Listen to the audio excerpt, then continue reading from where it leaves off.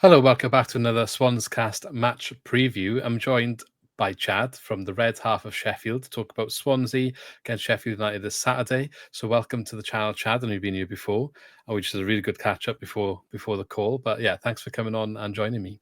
Yeah, thanks for having me on again. Yeah, great chat before jumping on, and let's hope at the expense of Swansea City, Sheffield United could get the ship righted.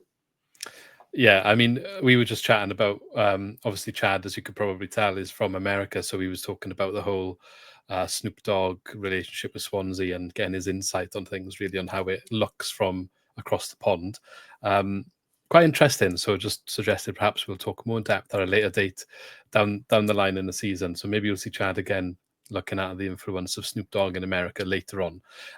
But before that, if you want to see more of him, can you let us know where we can find the Red Half of Sheffield? And we've also recorded the sort of reverse of this already. So I'm sure you'll be able to check that out if you want to. So if you can tell everyone where they can find that.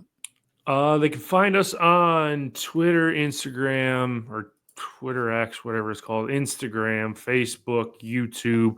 Obviously, as you said, Luke, this reverse recording where I host and ask you the same questions. We just Yeah. did that prior. So, yeah, find us over there. Give us a like. Listen to us. It's usually me, Kermit the Frog, or as I sound like Kermit the Frog, and my other cohort that helps host the podcast. We're two idiot Yanks talking about Sheffield United. So go check that out. And like I said, maybe we'll see them later in the season because I do like the idea of getting the insight of how Swansea might be growing as a sort of club in other parts of the world, specifically America, with the influence, just to see how much of an impact it might be having that we don't see perhaps from a local level. So that would be interesting to find out. But let's get stuck into this weekend's football match. And I think it was alluded to there. Both results for the teams are not what we wanted, perhaps. When it comes to the first game week that we've just had. Swansea obviously lost away to Middlesbrough 1-0. Sheffield United lost at home to Bristol City 4-1 in a result I was surprised to see. I'm sure Chad, well, you tell us if you were surprised in a second. But what does that mean going into the second game? Obviously, there is a match in between for us both in the Cup, which I don't think it will really mean too much. I would imagine both teams will change a lot of the personnel that are on the pitch, getting minutes into some of the legs that need it. So when we go back to the championship on the weekend, then what are you expecting after maybe the weekend that you've just had? Because I think that caught all of the championship by surprise. I think it's fair to say. Yeah, it definitely did, and I will say this: I did a live watch along over here in the States for everybody that didn't have the chance to watch the game, either going to the match or just were blacked out yesterday. Um, but prior to the game, I did have Bristol City winning, and I got a fair few. Huh? What do you mean? We beat them 6-0 over two legs in the playoff semifinal, and I simply said the unknown of Ruben Saez.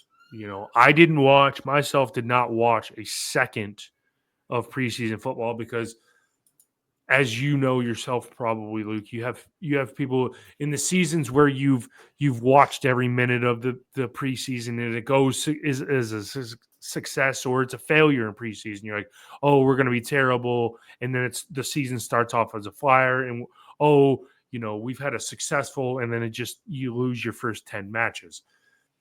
So I didn't Yeah, know going into that yesterday what to expect because I hadn't paid attention to anything Sheffield United over the summer because I just wanted to enjoy my summer.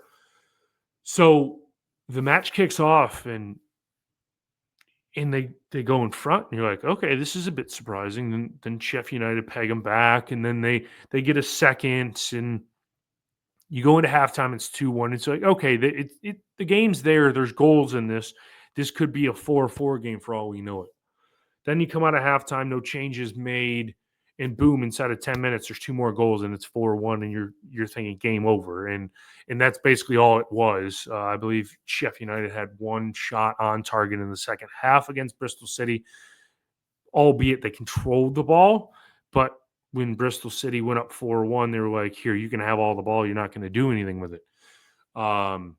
the center back pairing between Reece Norrington Davis, as we call him, R&D, because his name's about 500 characters long, and Tyler Bindon, a player we brought in from Reading who played under Ruben Saez at Reading last year.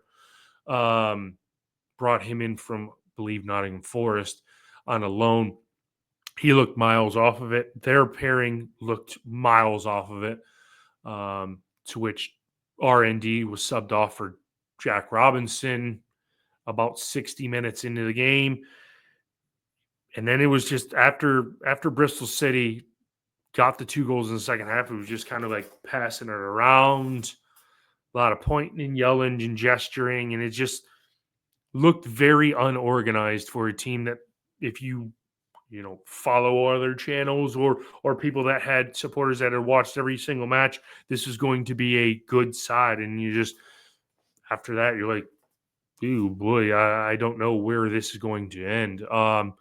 So yeah, yesterday was a bunch of popped up a bunch of question marks, and we didn't answer any of them. And I'm looking to see, as you mentioned, the Nobody Cares Cup, as I've coined it over here, where I'm pretty sure I want Sheffield United out of it. On Wednesday, we play Birmingham. I don't know if we're going to use that as motivation, where you got hammered against the league opponent that on paper you're probably going to be 5 to 10 spots above in the league if all comes to fruition. After you get hammered, are you going to use Wednesday night as a get right game and get your team sorted for that, or are we going to suffer another defeat and then this just compounds and you divide the supporter fan base by saying, well, we should have kept Wilder, Saez is going to be gone by the end of August, where do we go? So I don't know what side's going to be featured on Saturday when we play Swansea. It could be one that has 2 defeats and the world's falling apart, or it could be one where they turn it around midweek and they look, they have a little bit of momentum going into that. Yeah, I was surprised to see Reece Norrington Davis starting at centre back, to be honest. But maybe we won't see him there again after that performance. But I just want to highlight, for any Swans fans thinking, oh, maybe Sheffield are not going to turn up and be that difficult for us. I do think it'll still be a bit of a tricky game. I don't think the score, like, I didn't watch the game, but if you just look at the stats, right, 74% possession for Sheffield, which I know you said after Bristol ahead, they'd probably not bothered about Sheffield having the ball. However, the XG for Sheffield United was 2.3, and the XG for Bristol City was 1.3. I don't know how much you value XG. I know a lot of people don't value it a lot, but that does say something when it comes to the match, Like, for example, Scott Twine's free kick, which was an outstanding free kick. That is not going to have a high XG because it's a free kick chance, isn't it? So you've got to take that into consideration. All I'm trying to say is, on another day, a different start to the game where players perhaps get a bit of confidence early, maybe the result changes or what happens for the rest of the match changes. And that could be the case when it comes to this weekend. So I wouldn't rest on any laurels or get complacent thinking whether they're not in a good place. It's an easy game for us. I don't think that's going to be the case whatsoever. Another stat there. 20 shots Sheffield United to 9. I can't tell how many are on target from the screen in front of me, unfortunately, but it shows there's, there we are, 6 on target, 5, sorry. So it shows there's, Sheffield are not a bad team. Clearly there's new ideas there that perhaps haven't clicked into place yet in certain parts of the pitch. New manager and all of that. So maybe it'll take a little bit of time to get to where he wants them. But I think the narrative around this scoreline perhaps isn't the reality around perhaps what's going on at the moment. So we need a bit more time to really see where Sheffield are. So it wouldn't shock me to see you come and put a couple past us on the weekend. That's basically what I'm saying. I hope that's not the case, but I wouldn't also be surprised to see it. Having said all of that, and you've already spoke about Saez, the way that you started the season and all of that. I know it was a bit of a disappointed end to last year. So how was the feeling around how the season ended, like where you finished in terms of what you expected from last season? And I know you've made changes now, we've got new managers. So, like, what's the expectation now? So how do you feel about how last season went? I know Wilder's moved on to now where you go in this season. It was, the end of last season was kind of like someone had a boot on their foot, and you're like, kick me in the nuts as hard as you possibly can. And they do it, and then you get the wind knocked out of your sails. Obviously, a late Tommy Watson goal in the playoff final sees Sunderland go up in a game where for probably the first hour, Sheffield United dominated it. And I wouldn't dominate is kind of a loose term. It's probably the wrong term I used. Controlled it. It was a really bad Sunderland side. And then when Sunderland got the equalizer, I said there's only one winner in this, and it's not Sheffield United, it's Sunderland. And then they obviously went on to win the game and get promoted to the Premier League. But I was okay with it. And then the rumors came out, wow, there's going to be sacked, blah, blah, blah, blah, blah. We're going to bring somebody in. It turns out it's Ruben Saez. I have been a proponent of not having Wilder back since he came back when we were in the second half of that Premier League season. I think once you use a manager and get everything out of him, there's no sense in bringing him back. We should have probably restarted with a new manager, but I understand the ownership group coming in around Christmas time of last year. They wanted to have him see it out. It's in their own power because they're the ownership group to get their guy to come in to implement their system and how they want to play and how they want to be seen on the pitch. So I understand the ownership group.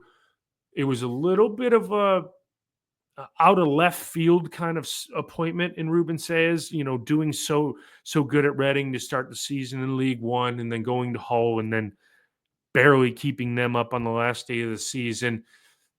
So it's a question mark of an appointment. I mean, they necessarily haven't given, our summer transfer strategy is this AI BS, whether you believe that, and we're letting a computer decide who we're going to sign Well, a you're little bit. using AI for your recruitment. Yeah, it's basically like we're playing Football Manager, That's but crazy. I know AI is going everywhere these days, but I don't know if I was expecting that one. that is the rumored transfer strategy. So Ukaki, I think is his name, was an AI signing. Sumare, who they just brought in, is an AI signing. I don't know where they justified Louis Barry. Maybe he was returned for Stockport in League One last year. Was another signing. Tyler Binden, as I mentioned, the ties to Ruben Saez at Reading. But for some reason AI doesn't. I don't know if they believe in defenders because we haven't brought any defenders in. And we just sent Anel and Hodgetts out to Feyenoord and haven't replaced him.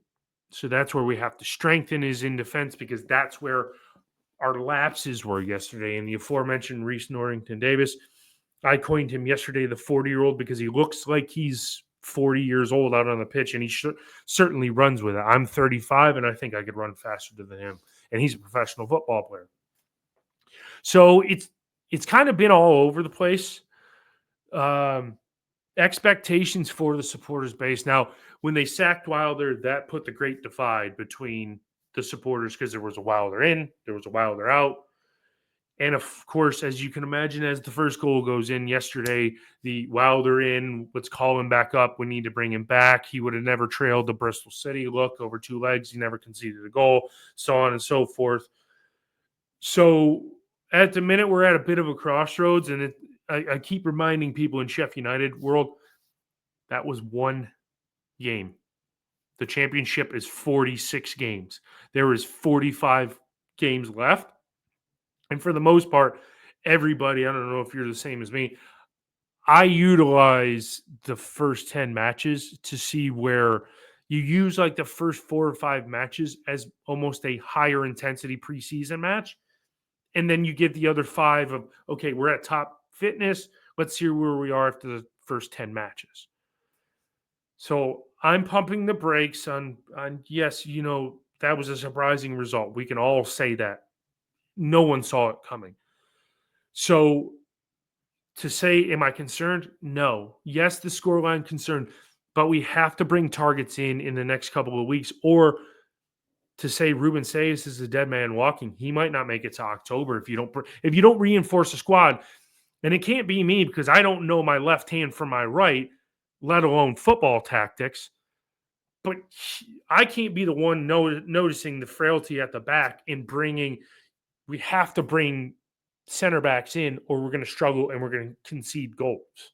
I mean, you can score as many as you want, but you have to also defend, or it's just going to be a moot point. And at some point, you're going to come up against a stronger defense, and we're not going to be able to score. So it's a little bit all over the place. Sounds a bit like the opposite. So we need attacking reinforcements. So not necessarily all across the attack, but someone that's going to put the ball in a net, I think, is what we're after. I thought the defense was a bit ropey. The first team starting defense is okay. If we have one or two injuries, as I mentioned in your video, we're a bit lacking on the depth, especially out the wide defense areas. So maybe the opposite, where we need to strengthen a little bit there. But it's interesting to hear anyway. So if Sheffield come down here, they're going to look to change their fortunes from the first match. Who are the three players that are going to stand out to actually make a difference for you in this game? Well, everybody's going to key on Gus Hamer. He's the engine that makes this train go. Looked a little bit lackadaisical, if I can use that term correct, yesterday. You're going to look for him. You look for Louis Berry, I thought, in spots yesterday. He really couldn't pass or complete passes too very well, but he had a couple of shots that Vitek, the keeper for Bristol City, kept out that were actually really good shots on target.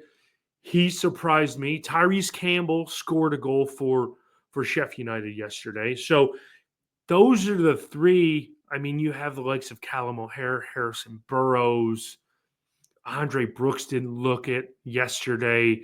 So there's a handful, but the three that I mentioned are probably going to be the ones that Swansea will look to put the defensive clamps on if they want to get something out of this match. Yeah, definitely. Hamer would have been the one I would assume that you would mention, to be honest. I've seen all too much of his quality over the years in the Championship. Okay, if I reverse that question, can you just pick one player from Swansea that you think would make Sheffield United a better team? Well, the one guy that seems to give us all fits, but you told me on our podcast, is Ben Cabango.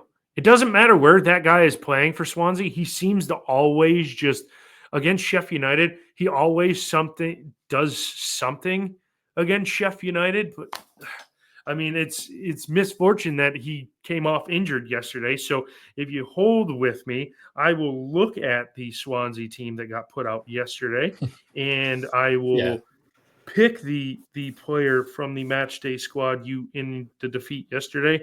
That raises the biggest questions. So Cabango went off. He went off injured, but what they're saying so far is that it was precautionary cramp. So we'll see. We haven't heard more than that at the moment. So I'm hoping that he'll be fit. But he was kind of out all preseason, and he came into that without any prior friendly experience. So I think he was only ever going to do 60, 70 minutes. But I'm just hoping that he wasn't rushed back with. I think he had muscle injuries while he was out. So yeah, we'll see if he features on Saturday. I would imagine he won't feature in midweek, but we'll see if he's there. Yeah. And then you have, Liam Cullen, Welsh. I'm getting the Welsh connection here for Swansea, and then Galbraith in midfield. So there's a few players from Swansea that I'm worried about, and if it serves me right, hasn't the last few fixtures between our two sides, haven't they been really relatively tight over the last couple of years? So the last fixture when you came to us was, I think we lost 2-1, I believe. We had the red card. And after we had the red card, we seemed to play better, weirdly. I felt we were a bit unfortunate in that game, if I'm totally honest. You got the red card, and I think you had a penalty, which I wasn't fully convinced of. Can't remember who it was now. That might have handball. I think it was a handball or something. Yeah, I felt like we were a bit harshly done. But there was proper wilder tactics at play in that match where they were roughing us up a lot, and I think the ref lost a lot of control. Yeah. And then he ended up sending one of our players off. Didn't feel very consistent when it came to yellows the other way, which I'm going to say that, obviously bias and stuff. But that was in a period of bad form for us. And that was one of the highlights in regards to the squad and how they played. Luke Williams was still in charge then. And I went to that match not expecting much because of the way things were going. And I came out of it thinking, do you know what? Actually, maybe he's going to turn a corner here. The team actually played really well and they all looked like they were playing for him because they all seemed up for it and really annoyed by the refereeing decisions, and that seemed to inspire them more to play better. We didn't get a result, but unfortunately, it didn't seem to go to the next match after that either. Kind of kept getting worse. But yeah, so I think before maybe we lost 1-0 away last season as well. Was it? I would double check. God, yeah, I'm I gonna have want to to say pull it we up. had, if I remember rightly, we had a golden opportunity to score. Was it Miles Pete Harris was played through and he basically missed an open goal, and then you went down the other end and scored. It might have been a penalty again or an own goal or something. Timon, is that right? Yeah, Let's see. I believe you're correct. Yep, time and own goal. Yeah, on yeah. the I reverse remember it fixture. because I think someone played a really Mhm. really quality ball over the top. We played Miles Pete Harris as a striker, which is we hadn't done I think before. And he made a good run. He got in a box. He had a really bad first touch and mucked the opportunity up. Basically, he should have scored. Like Mhm. he absolutely should have scored that chance. I'm sure he was pretty much at a tap in, but he didn't score. And then they went down the other end, and Timon scored an own goal, and it just summed the match up. I think you were probably a bit better than us in the second half, so I'd argue that you probably would have ended up coming back and winning had we even gone 1-0 up. But Yeah. at the time, it was where we were kind of like very competitive. All the first half of last season, very competitive, losing games by one goal or drawing them. Just didn't have enough to quite get over the line. And when we were controlling games, which was usually the first 50, 60 minutes, we were not capitalizing. We weren't able to control 90 minutes because of squad depth and fitness. So after 60, it just went away from us. Yeah. And we hadn't done enough quite often in that period of the first 60 minutes to either win comfortably or a draw. So quite often we would be 1-0 up, end 1-1, or we'd be drawing and lose by 1, something like that. So that was at the time it was fine because that was us building on the momentum to where we were going under Luke Williams. But like I told you in your preview, that kind of fell apart when he decided to flirt with West Brom. But we're in a different place now, so I am curious how this will go. If anything, Alan Sheehan's more rigid at the back than Luke Williams was, so says it might be another tight game, really, and we can't score at the moment. So, I mean, yeah, so it's got tight game written all over it again, probably. 0-0 coming up. Probably. Okay, I'll ask for your match prediction then before we end the video. So what do you think the result will be in this one? As I was just looking back at the results for the last couple of seasons, I think it's going to be a very tightly contested game. I remember the game at Swansea where Rita Kadra scored the last minute of the game. Rhian Brewster cleared the ball. Rhian Brewster cleared it up to Rita Kadra, and he scored. I think that's similar to how this one goes on Saturday. It's just one of those games where it's going to be a tightly contested game. I also could see this finishing 2-2, 1-1, something like that. Based on our defensive frailties, if I don't see anything change at midweek against Birmingham, you guys are probably going to score. It's a matter of if you score first and are able to keep your defensive solidity, you might keep us off the board and it might be 1-0. Swans. I mean, based on yesterday, you guys are going to score, so this thing might be a 1-1. We'll have to wait and see. I can't honestly see us winning. Yeah, I'm not sure about my prediction. I think 1-1 seems fair, to be fair.